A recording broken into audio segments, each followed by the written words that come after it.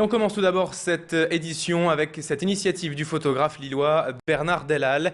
Ce Lillois vient de réaliser la prochaine campagne nationale de l'association PETA qui lutte contre le port de la fourrure. Vous avez certainement vu ces pubs où des stars et des mannequins se dénudent pour dire non à la fourrure.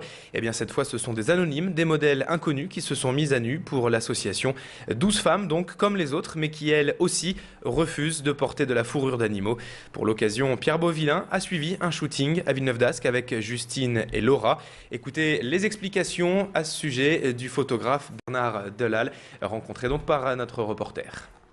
Fait de la mode, ça peut être aussi un vêtement, un soutien-gorge, bon, qu'elle soit nue, je veux dire, pour moi c'est pas si important que ça. Par contre, le plus dur à gérer, c'est de gérer en même temps 12 personnes.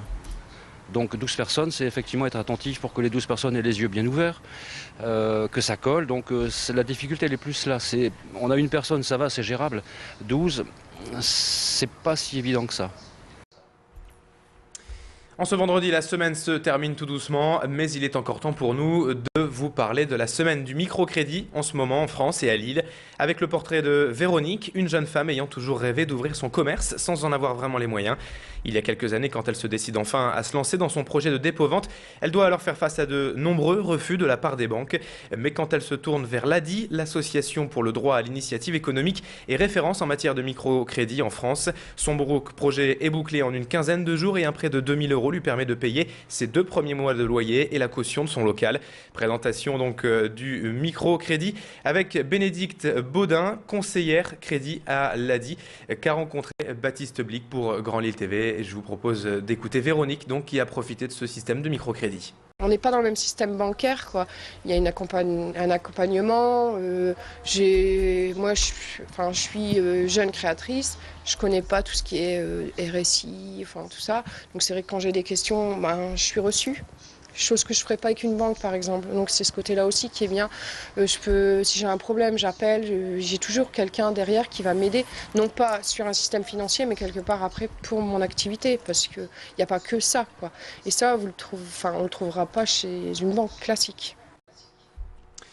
Dans ce journal, on vous présente une autre belle initiative, celle de jeunes Lillois du quartier de Bois-Blanc qui vont prochainement partir en Palestine. L'an dernier, la rencontre entre les deux associations, Amitié Lille-Naplouse et Le Chalet, a donné naissance à un projet d'assistance à la ville de Naplouse en Cisjordanie. 5 jeunes de l'association Le Chalet dans le quartier de Bois-Blanc vont ainsi partir le 15 juin pour 2 semaines. Au programme de la solidarité bien sûr, mais du sport également. Ces 5 jeunes et amis vont en fait assurer la formation d'éducateurs sportifs en Palestine, notamment en football et en boxe. À leur retour, une exposition photo de leur voyage est d'ores et déjà prévue. Pierre Beauvillain a rencontré Hamid Amarassi, bénévole de l'association Le Chalet. On l'écoute. Au début, c'est vrai qu'on avait un petit peu peur, mais avec les intervenants de Palestine qui sont venus au chalet, donc ils nous ont expliqué un peu comment ça se passait aussi. Karim qui a effectué un voyage là-bas, donc il nous a un peu expliqué comment ça s'est passé là-bas. Il nous a dit que c'était vraiment intéressant, qu'on pouvait faire quelque chose, que c'est quelque chose qui est vraiment bien encadré. Et on a vu qu'il n'y avait aucun risque, vu que c'était bien encadré. Et puis j'ai dit pourquoi pas nous aussi, voilà, grâce au sport.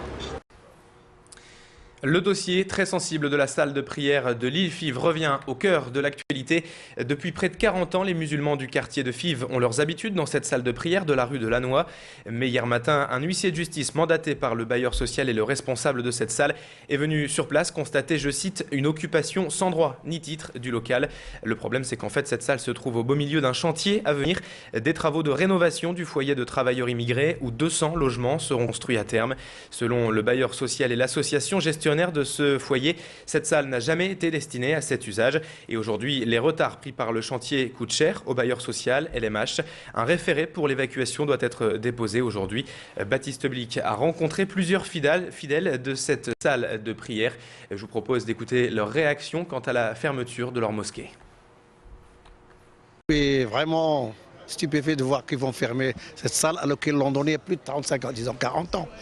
Ils vont le faire prière dans des bungalows de ce chantier-là. C'est pas logique. S'il y a autre chose, un lieu dans les environs, dans les endroits, comme ça, c'est les retrouver, c'est toujours dans le même quartier, quoi. C'est question d'habitude. Tout ce qu'on souhaite, que la mosquée elle reste, ou bien qu'on trouverait autre chose mieux qu'à la quartier de Fives.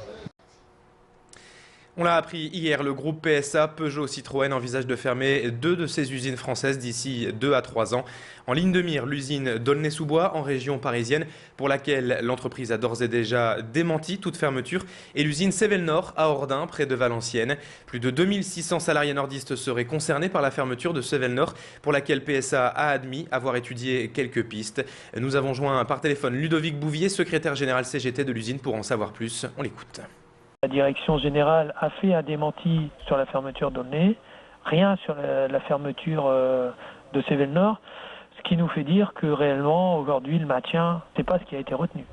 En plus, il y a un calendrier assez précis. Début 2011, prospection pour un nouveau site low cost.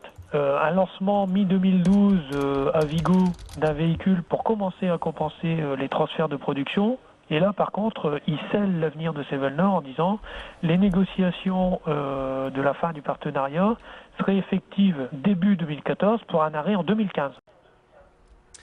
Il est 7h06 en direct sur Grand Lille TV. Bon appétit si vous prenez votre petit déjeuner. Bon courage si vous vous préparez pour aller travailler.